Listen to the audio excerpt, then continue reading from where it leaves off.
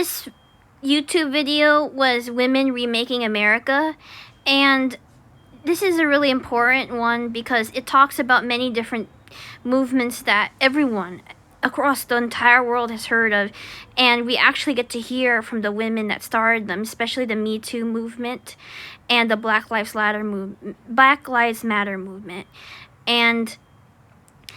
And whether you agree with it or not, many people don't, many people do. It's very clear that these have actually changed society very radically, for better or for worse. So let's get into it. See that women have really been shortchanged by society, especially in the workforce, in our public lives, in the way that we are treated, and it actually makes a lot of sense to me, and I actually agree with it. And so, and also black women especially, but all women, because we're just not taken seriously, and that's the main root cause, and that's my analysis of the media. The historical context is that we had a woman running as president in 2016. I know that's not that long ago, but I consider it history even though I was live. And we just didn't win. And then we had Trump, and then we've had Trump for like 2 times. And the cultural and social ones is that there's like a ideological war between the two sides. One with the women trying to get our rights, and the other with people thinking that we're too loud. And so I don't like far left stuff, but I do agree that we really just need to just treat each other more equitably, and people just want their power, so they want to oppress people.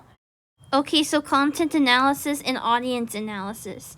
So the content, so let's start with the beginning. Hillary Clinton not winning in 2016. Now that really devastated a lot of women. And then what else was there? I know that there was also that whole Weinstein thing where they were trying to talk about how women were sexually assaulted, and like all these women banded together, and the Me Too movement really gained traction, and especially since women aren't taken seriously. And what really infuriated me was that the lady over there in she tried to sue that Supreme Justice for assaulting her when she was younger, when she was in high school. And so she wasn't taken seriously, but he was, even though he showed a lot less maturity than she did. And it's just insane.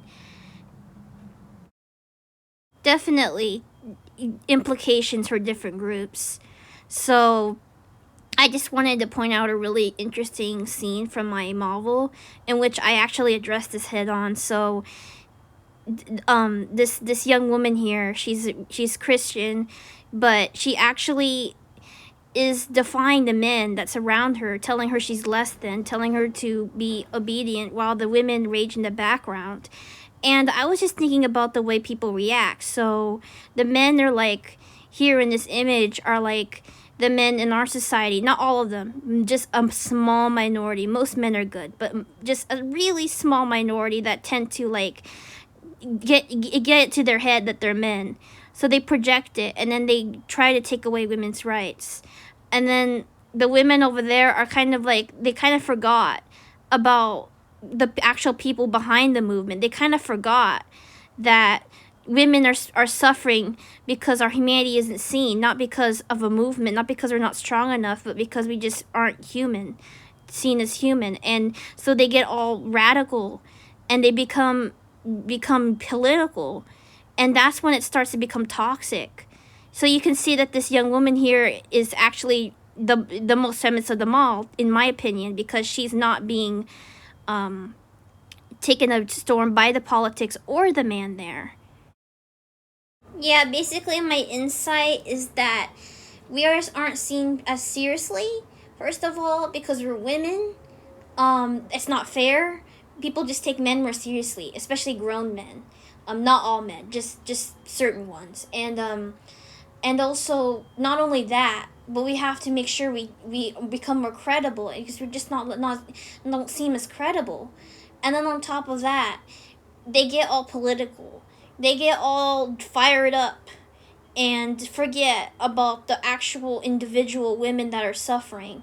Now, the motive of the political cause is noble, but then it's become so political, so irresistibly charged with slogans and hashtags that it loses that individual sense of, oh, I need to be treated like a human being. And that's what I really want to push back against. Anyway, thank you for letting me talk.